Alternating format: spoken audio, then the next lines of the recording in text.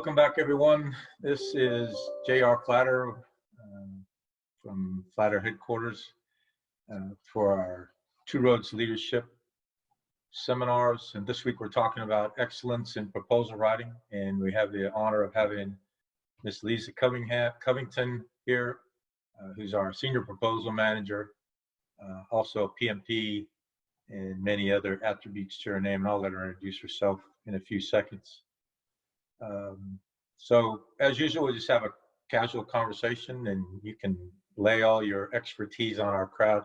So who we're talking to are our peers.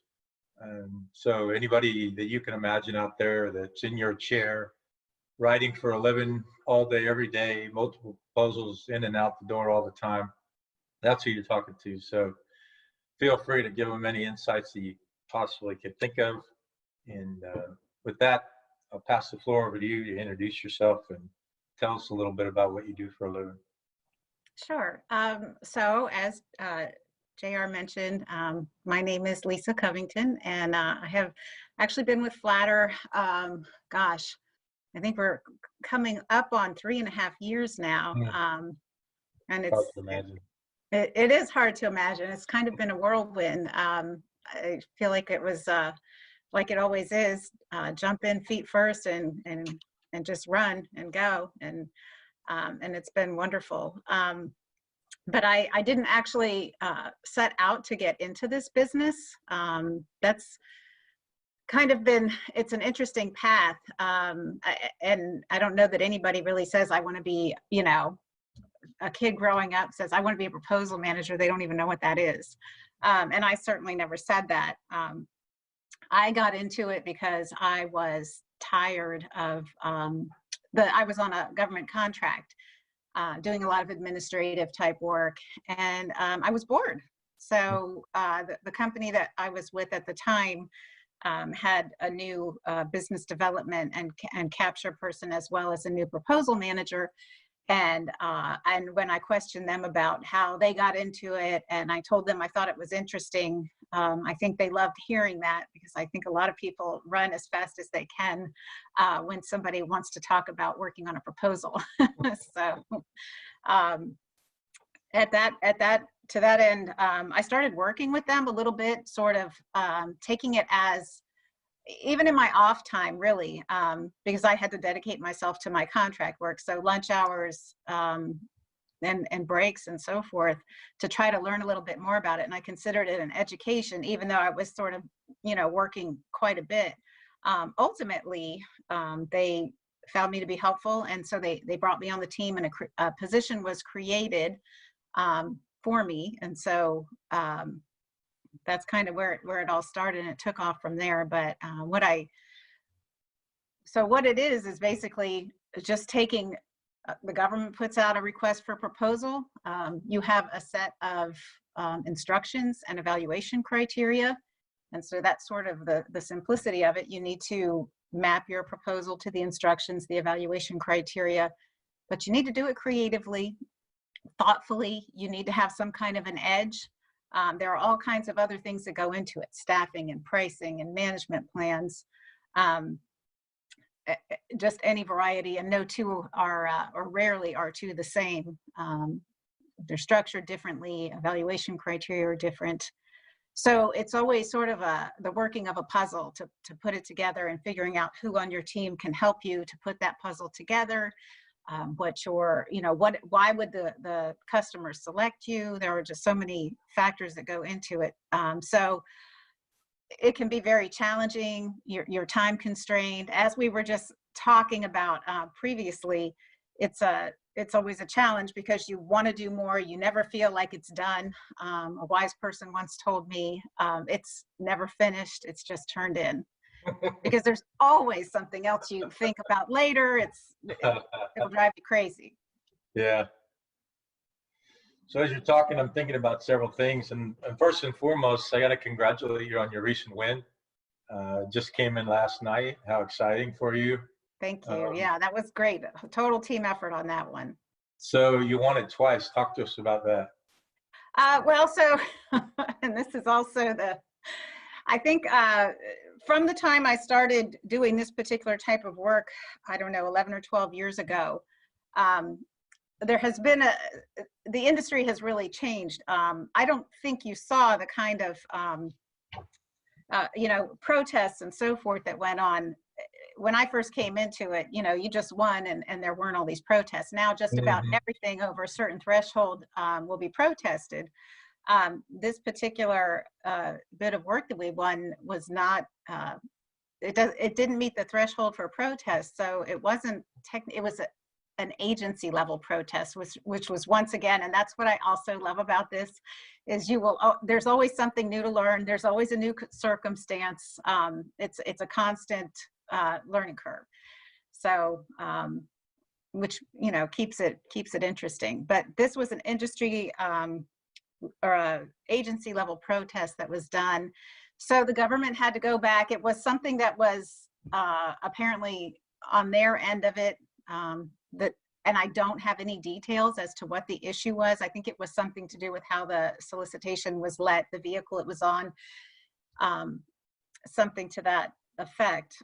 So we won it, and then we didn't have it anymore. They decided they would re-release it. I think it's been 5 months Yeah, quite a since while. we originally won it. Yeah. And so when it came back out again, we resubmitted our winning proposal with a few tweaks from a fellow proposal manager. And but we had, all the same key essential ingredients, even the same personnel were still available, and we won it again. So Great. it's good stuff. Congratulations. Thank you. So we've talked a lot about, I know this is your first time with us, but we've talked a lot in previous webinars about the phases of the business and how we all work together. And so you're in the proposal phase. So the left of you is capture, and to the right of you is execution. Right. And so those are two touch points for you. And then you work very closely with the headquarters and the HR. And could you just talk about some of that work that you do and how you manage all of that complexity? Uh, so it's kind of organized chaos, I think. I think sort of key to everything is relationships, really. Mhm. And that's always been a main thing, and being able to laugh and not take yourself too seriously. I think that's Mhm. really important. From again, just being able to get along with people in the capture phase and in the execution phase. Everybody has something at stake on either end, and you have to keep that in mind, and you have to be very respectful of that. I think, when you talk opinions, there are always going to be disagreements and some bumps, but I think it's just always very important that it stay a team effort, and a win is never one person. Mhm. From It's never, or rarely would it be one person. It really is a team effort, from capture to putting the proposal together, to staffing, either at the proposal stage, or sometimes you don't have to do as much of the staffing until you actually win. But it all comes into play, and every proposal has different requirements, so there are different departments you need to you need to speak to. From HR, some proposals you're required to talk a little bit more about the types of benefits that you offer your employees and those kinds of things than others, for example. But I think the key to all of it really is those relationships, because you need to be able to know that when you need somebody's assistance, you need somebody to weigh in, the key is to get them to want to help you, and to have Mhm. everybody engaged in the process and the wins and the losses, um, so that it really is, everybody basically has, as you said before, the skin in the game. Mhm. I think that's key to running a proposal successfully. Yeah, because like you're talking about, even the program managers that are out in the field delivering excellence, and then waterfalling down from them to their teams, we know what they're doing, but we're not doing it. And so we certainly Absolutely. don't have the level of expertise they do. And so I'm sure you're calling on them a lot to say, hey, I need a paragraph here, a paragraph there. Um, how do you incentivize or how do you motivate them to be part of that? So I think what I have found is that most people are really do want to talk about what they do and Mhm. they're excited about it. Um, so I think oftentimes, and if you give them specifics or examples, I think that's also helpful. I think giving people open-ended tasks where they don't have a lot of guidance is very Mhm. difficult. I think some guidance is always good. Sometimes, well, for example, a lot of times with our past performance references, I actually reached out to a program just today about a proposal that we're planning to submit, and I needed some information that I wasn't able to find. I couldn't figure out if we really did this work or if we didn't, and so I needed to reach out to the program because I couldn't. I felt that we surely must. So Mhm. um, they were very willing to help out, and I got a couple of paragraphs that I was looking for, so I'm kind of ready to roll on that now to get that piece of it done. But now I find that people generally do, again, it's relationships, it's how you go about it, and giving them, they need to have an understanding of context and why you need it. I think at Flatter we've done a really good job, in a lot of the program manager meetings and so forth, and helping them to understand how important all of their work is to not only the programs that they're working on now, but programs that we want to bid on in the future. Um, we have excellent CPARs, and I'm really proud of that. And it feels really good to be able to use quotes from those CPARs. And the reason we have these is because of the folks that are doing such a great job on these programs. And I think they feel incentivized. When you basically go out to them and say, "Hey, I know you're doing a great job on this, and I want to share that on this proposal." And I think that gets them, Mm. that brings that willingness to contribute. Yeah, that's interesting. Um, that's one of the things as the chairman and the founder that I worry about the most is how do you incentivize people? And you can only give them so many pay raises and so many bonuses. That's at the end of the day, not going to get it. What you're describing is absolutely make them feel part of the win, make them proud of the work they're doing.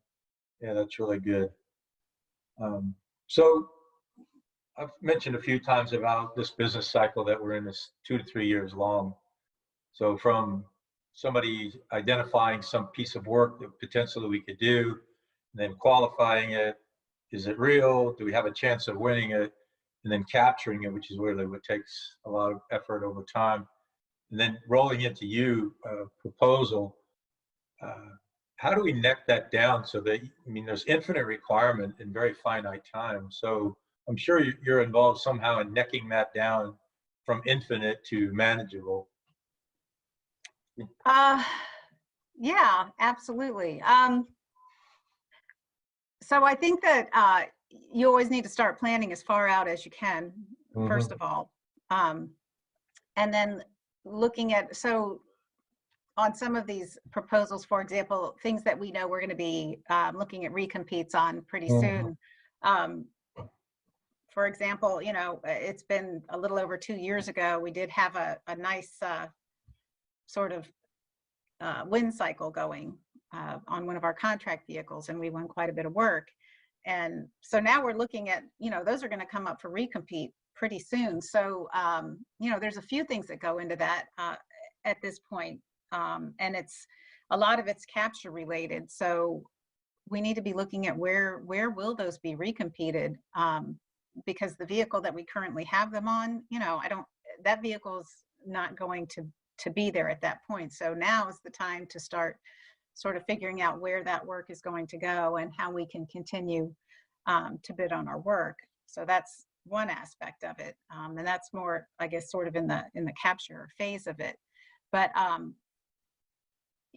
the proposal that we write for, I'll give an example. The proposal that we write for a piece of work that we've been doing for, say, 3 years is not the same proposal that we would have written for it. Mm-hmm. It's going to look different. Even if the statement of work looks the same, obviously it's going to look different. You're going to have a lot more to talk about. You have to be really careful though. And this was something, again, a fairly recent recompete that we did that fortunately we won. Um, the program manager, extremely knowledgeable about the program, and so he's thinking of it as in, this is how the program's running. I'm looking at this piece of paper that says, this is what we need to write to. And so for somebody, and he wasn't the program manager when we actually bid on it. So for somebody that has not been involved in a lot of actual proposals and is helping you to write this, trying to get that understanding of, I totally get what you're saying, that this is, you think this is what they really mean, or this is what they really want, but this is what we have to write to. Exactly. We need to be really careful to stay within the scope of what they've asked us for. Now we can come up with creative solutions. If we know that there are competitors, we can think of ways to what we call ghost them. And that's not to necessarily say bad things about them, but to say good things about us that sort of maybe it aren't the same things that we could say about those competitors. If there's something that we really shine at, and that we know somebody that's competing with us for this work for does not, we want to talk about it. And again, not to name names or whatever, but just to make sure our value is really shining. But the key with that particular, with recompetes and so forth, really is that we need to just look at what are the actual requirements and not get too crazy with, where things are going and that kind of thing. But to really look at the detailed, here's what section L looks like, here's what section M looks like, and here's how we have to write this. Yeah. Just talking about that the other day. When you see a proposal, respond to the proposal. Don't respond to right what isn't there, or gold plating. We call it gold plating sometimes, where you give them what they want plus, and you can actually scare them away, scare your potential customer away. Like, wow, I don't need that. I can't afford that, or right I wouldn't know how to manage that if I did select them.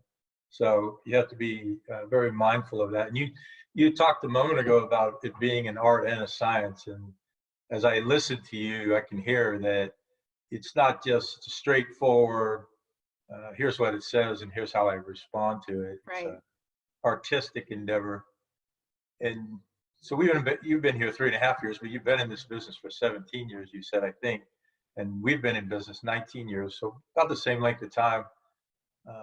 There are just some people who can't get their head around what you do for a living. Right? I'm sure you've seen people come and go. And talk about, what do you think it takes to be successful in your shoes? I think there's a certain tenacity that needs to be present. I think that unwillingness to let it go until the last minute, honestly, I think is kind of what needs to be there. It needs to matter. Some people could just, admittedly, there are times when you have a very frustrating situation with a request for proposal. Perhaps I can think of many circumstances where things aren't clear, or they could be interpreted different to different people. And so you're trying to figure out, how do I really answer the mail on this? We bid one of those together and are performing on that now. And there's an element of, you get to ask the questions of the government. Well, you have to keep moving while you're waiting for those answers to come back. So it can be frustrating if the answers, take too long. Is it going to get extended? Is it not going to get extended? So I think patience is also important. I can't promise that that's always something I do a great job of having and displaying, but I certainly understand its importance. And I think I maybe get a little too passionate at times about it, but I think that's probably a good thing as well. So it can kind of go either way, but I definitely think patience, I think organization, diligence, and definitely a sense of humor. I think that's kind of key to the whole thing, because how many have we just proposed on one, JR, where for a customer, and decided we'd put the proposal together. and submitted the proposal, and they came back and said, you know, we don't have the funds for this. So nobody's getting an award, Yeah. you know? I stayed up for 72 hours straight one time for one of those. Yes. I found the requirement the last minute. It was in our early days, and I literally stood in my kitchen for 3 days and responded to it. I sent it in, and they canceled it. Yes. One of the things I hear you indirectly saying is action passed is not action completed. So Right. once it's off your desk, it's not done, right? So No. before it gets to your desk, you're still involved, right? Yes. At every level. I mean, so yes, in as we said, in sort of the capture phase, and then even execution. You know, I'm interested. Sometimes I know folks just want to pass it off. So that's important too, to talk about a little bit. You do really, I mean, there are issues that you do need to think about in execution. You do need to make sure that it's something that you can execute on. And those are, you know, winners' problems to a certain degree, but it's important to understand what it is going to take to do it, and are you willing to do that to make it happen? And I think most companies are. I certainly know we are, you know, with our customers, and so, but those are considerations that we have to have. And I know you have a win that's hours old, and you're already thinking about some of the unintended consequences of that win. What might those be? Brittany just Well, whispered something to me a minute ago. certainly being able to execute at the price you bid, that's huge. You know, is there equipment that's needed? How quickly do you have to get it ramped up? Can you get these people on the ground? I mean, it just really depends in every situation, but that's, you know, always something, and that's usually something we have to write to. You know, there are transition in plans and so forth that we have to write as part of our proposal. So we always need to be sure to go back and look at that. And a lot of times the government's going to want to see that. Maybe you wrote it in draft in the proposal, and you're going to have deliverables that are due right away. I mean, there's you know, just it's a huge undertaking. And as you're speaking, I'm reminded that you're not managing one at a time, right? How many do you have going out the door in the next 7 days, 10 days? We have, I'm gonna say we have 3 right now. Yeah. At this time. Those are a couple of years coming, and they didn't just show up, and so you're managing multiple at the same time, and you're actually lighter than I thought you would have been. I thought you'd be in the high single digits, low double digits. So no, honestly, it has. So we just got out of that period, and we're getting back into it. I know there are a few that are getting ready to come down on us, but we just have a few right now. There may be some additional, and you know, the majority we prime, but we do have some sub opportunities, and certainly play a role in trying to write to those and do whatever we need to do to be a good, you know, sub for our prime contractors that we're working with. that brings up an interesting topic. If you're a prime contractor, you're kind of a master of your own destiny. Why would you subcontract? Why would we do that to ourselves? Oh my gosh, so many reasons. Well, we're currently a small business. It's a great way to get in on some opportunities that, you know, quite frankly, we may not have the actual. We may have this piece of it. We may have just a part. We have this experience. We know how to write to this part of it, but we can't, you know, write to this huge thing. Or this came out full and open, and we have all this great past performance, but you know, they want a certain dollar value, or else it's not going to count. So for those kinds of reasons, and it goes both ways. You know, at times we may, as a small, an SDVOSB, we may be the prime and have large subcontractors that are, you know, that are working with us. So it definitely is valuable. And also, you know, in some ways, there's a little less, obviously there's less management to it and so forth. But I really think, building your skill set, building your past performance are all very important. And then also having those relationships so that when something does come out as a set aside for small business, if we have 4 out of 5 of these capabilities, but we don't have this 5th one, or we're not strong enough, and we think this company over here can help us, certainly we want them to, we want to have that relationship so that they're ready to jump in and help and be part of that win. Yeah, absolutely. Especially if you want to get into a new business area that you don't have any past performance in, but you might be in the right small business category, you might know the customer, but you don't have the past performance to win or to be competitive or manage the risk. So yeah, we team a lot, prime and sub. We always like to be the prime, but certainly we won't push away from subbing. Right. So you mentioned very briefly a moment ago about pricing and this idea of price to win. Talk to us how you do that. How do you know what to bid? I think there's a few ways to go about it. It depends on what the evaluation criteria again are.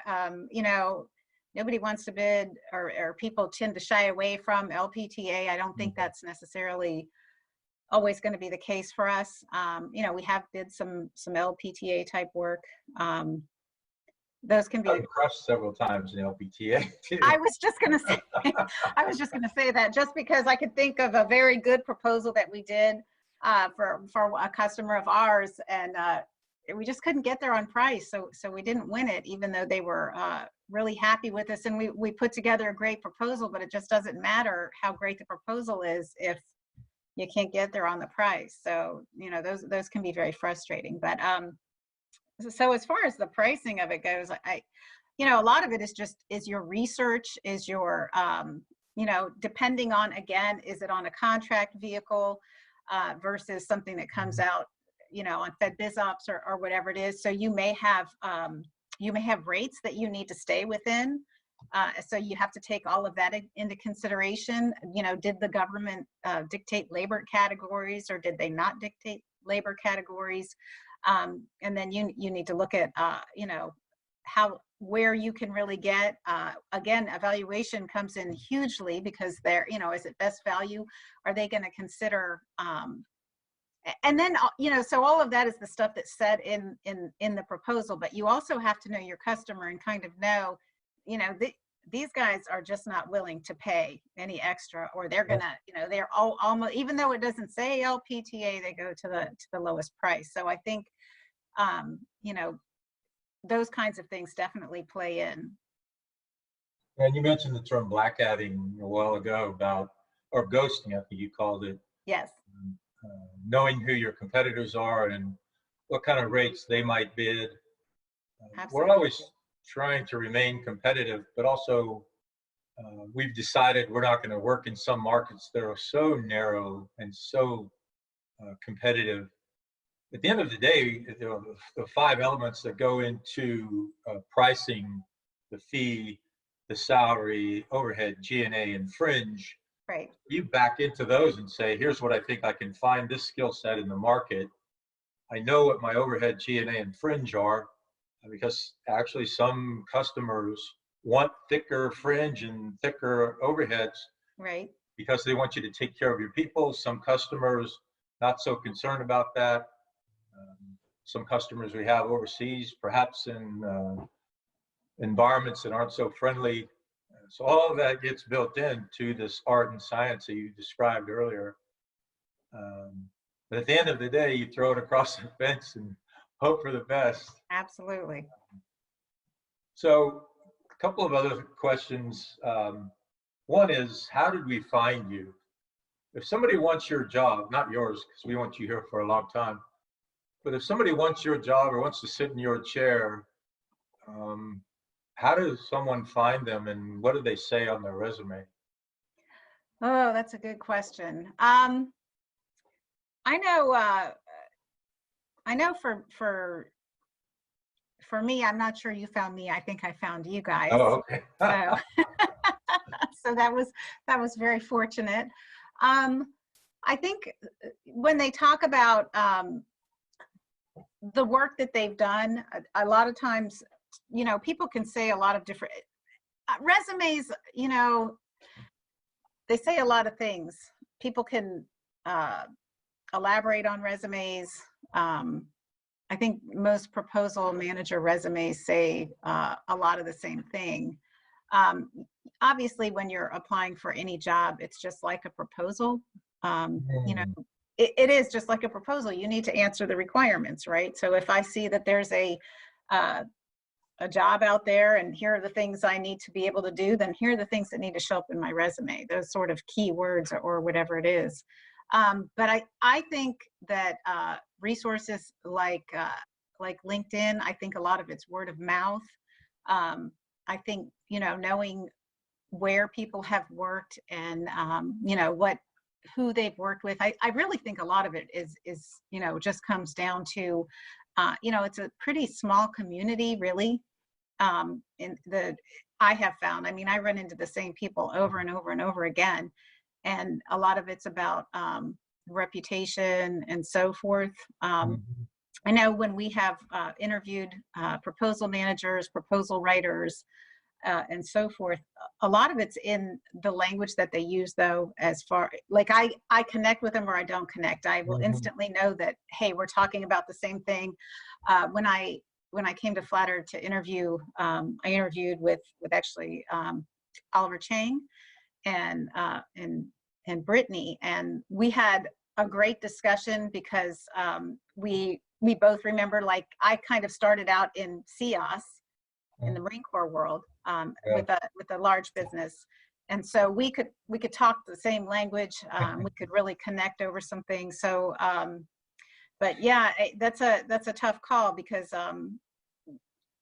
I've seen, you know, folks that I wasn't sure how they would do, and they've done great, and I've seen folks that I thought were going to really do a fantastic job, and yet somehow it just didn't work out. So that's a tough one. I've seen people with a very high degree of education, a lot of experience, and they just don't quite have whatever it is.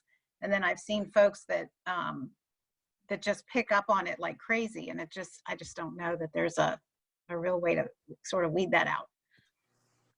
Laughing because I'm remembering a certain somebody fall asleep at their desk. I think that might be who you're talking about.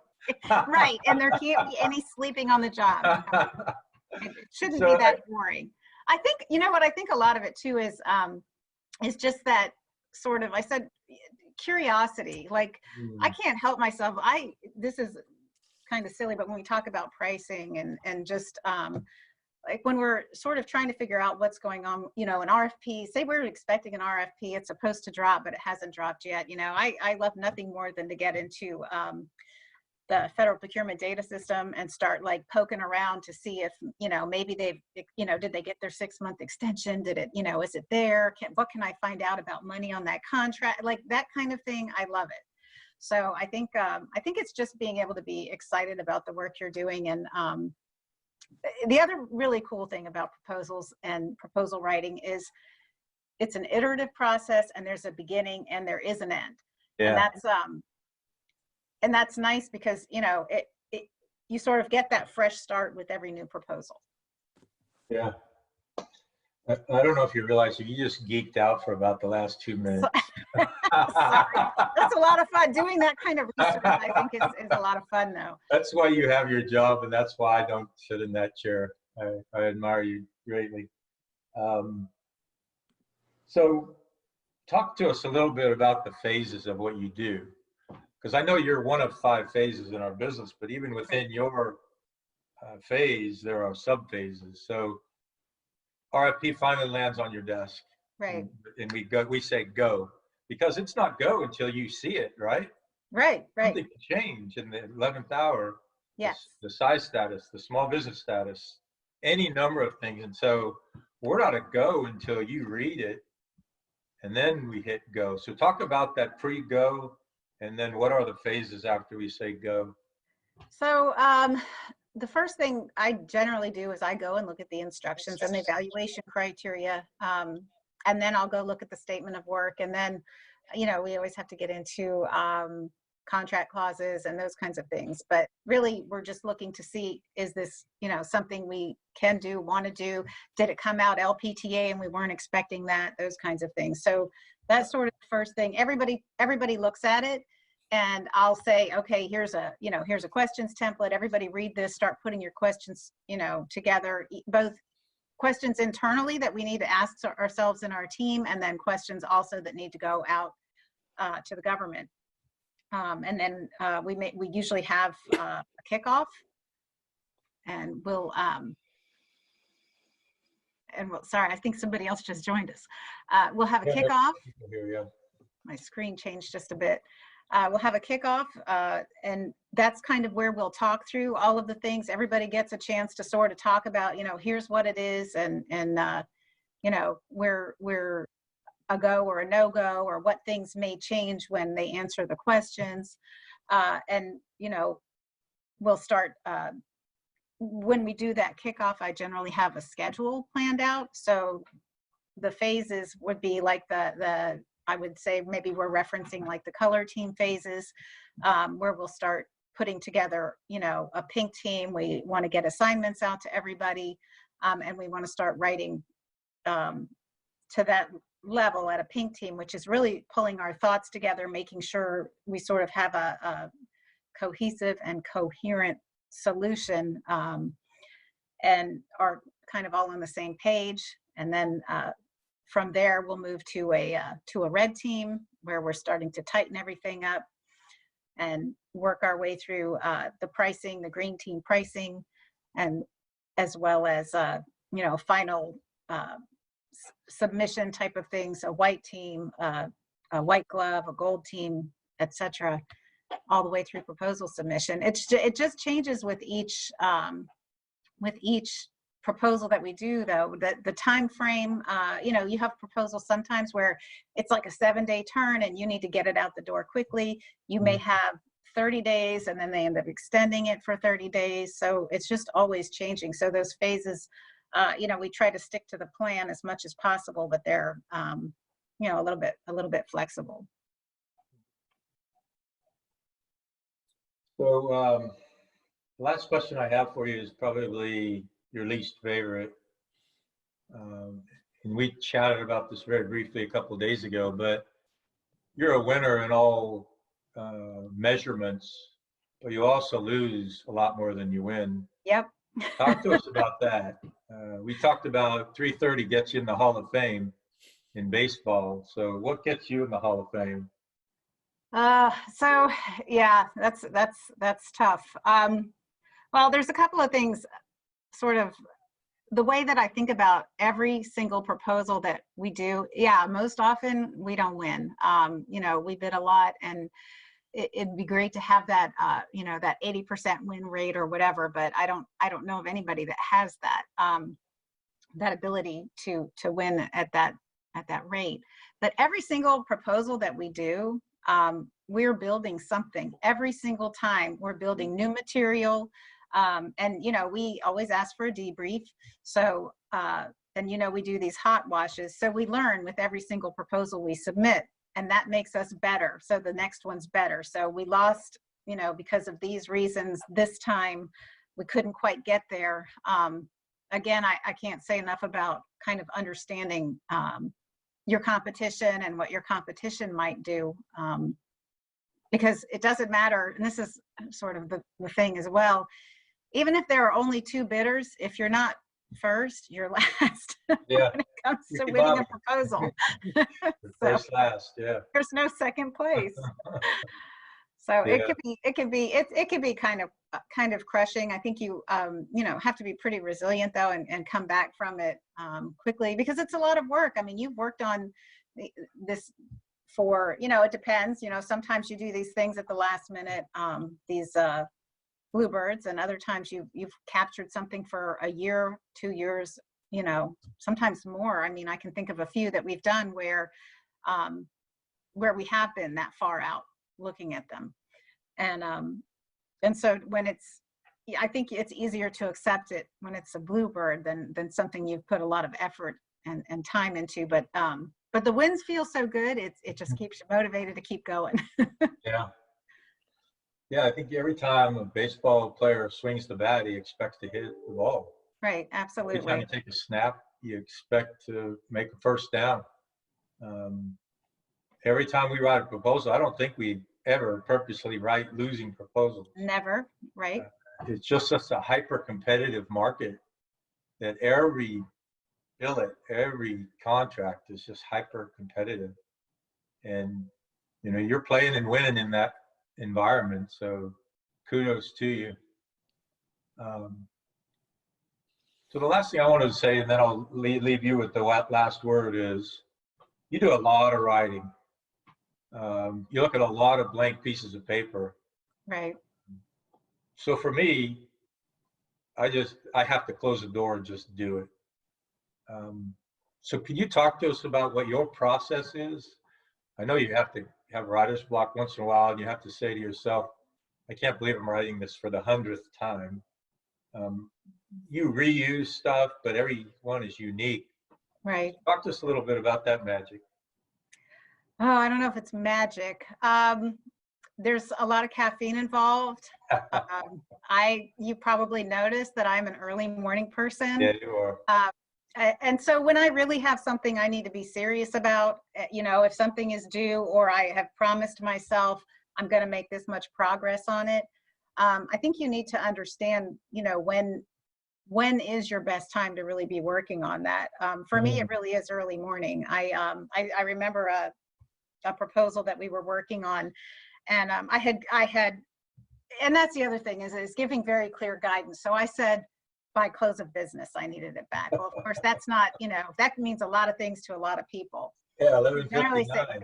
yeah, you could say 5 o'clock. But so for me, I said, to clarify, I said, I will be up at 3 a.m. to work on this. So if I can just have it by 3 a.m., so whether that's 9 o'clock for you, midnight, whatever, I just want it by 3, because I know if you get it to me at 9 o'clock tonight, I'm, you know, unless it's due like tomorrow, it's probably not going to be my most effective time to work on it. So in this particular instance, it was like, I want to say I got up a few minutes early, so it might have been like 2:58, and I still didn't have it back. And I you know, knew that this partner would get this back to us. They were a sub to us on this particular effort, and sure enough, at like just as I was getting ready to bang out an email, because we were on a timeline, she shoots it over, and it's like 2:59, and I cannot believe it.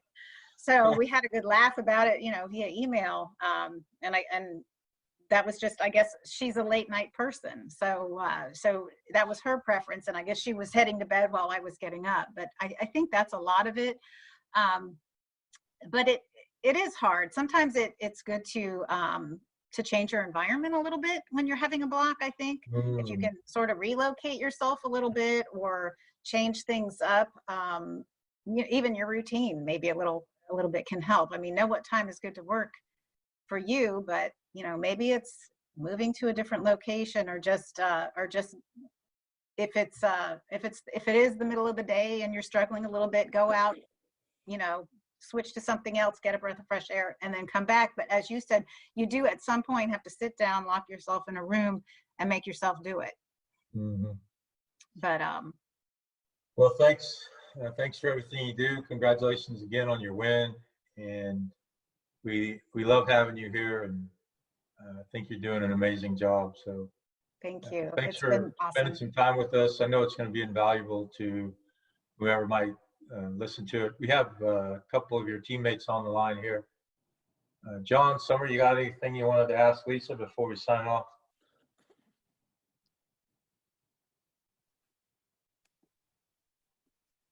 The only thing I would ask Lisa is how you mentioned getting the feedback after the contracts. Yes. How honest a feedback do you think? I guess call me the pessimist, but I always feel like some of these things there's an insider decision that's already been made. So, and I can see wanting that feedback and how we can make it better. But what is your confidence level that the feedback you're getting is actually accurate? I guess. I think that we typically, the feedback that we get, I think I just kind of want to say we can tell. Oftentimes there are things where we say, you know what, that's just, you know, and yes, we're not always as subjective as we could be, but I've seen them where I can go back and look at the proposal and say, you know what, they're right. You know, we missed this, or we didn't nail this, or, you know, our key personnel had his master's degree in this field, but it's really not quite this field. And maybe it's, you know, it really just depends. And then we can look at the price. And if it's a very clear, you know, sometimes it's very clear and we're off by $10 million or something. That's just throwing a number out there, but you know what I mean? It's, but I think it's helpful. And what I like to do, really, win or lose, often there are very positive comments. For example, John, like sections of the proposal that are very positive, you know, the management approach, or there's something that they liked in particular, a graphic, whatever it might be that depicted, you know, whatever. We've had some type of feedback. And I like to pull those for future use, not necessarily to just, you know, repurpose it, but as a good example, something to provide. Maybe if you have somebody that needs to write to something, you know, here's a section that I can give you as we talked a little bit about writer's block. Here's a section I can give you as an example. That is one thing as a proposal manager. I really don't like to give people a blank piece of paper. I like to give them something to start with, because I do think that blank page is very hard. I've noticed oftentimes people can't tell you how to do something, but they can tell you how not to do it. So if I give you something and I didn't do a very good job writing it, or you don't think it's, well, that's not exactly what, you know, how I would do it, then I can get you to do it. So that's another thing. But John, yeah, that's a great question. I mean, I think it's kind of 50-50 on that. But generally they're very, it's useful information that we can use going forward for either our next pursuit with that customer, or you know, the next proposal that we do that's in a similar type of format. Right. Great. Thanks, Lisa. Sorry for joining us late, but great information. I really appreciate it. No, thanks. Thank you for joining us. Yeah, it's interesting to note the first question that our chief strategy officer asked about the win was, are you asking for a debrief? Because you find out as much about the winning as you do about the losing. Right. All right. Well, thank you, everybody. Thanks for joining. I got to sign off and get back on the podium for another customer. So congratulations again on your win, and we'll see you soon. All right. Thanks for having me. Take care, everybody. Thank you. Bye, Bye-bye. everybody.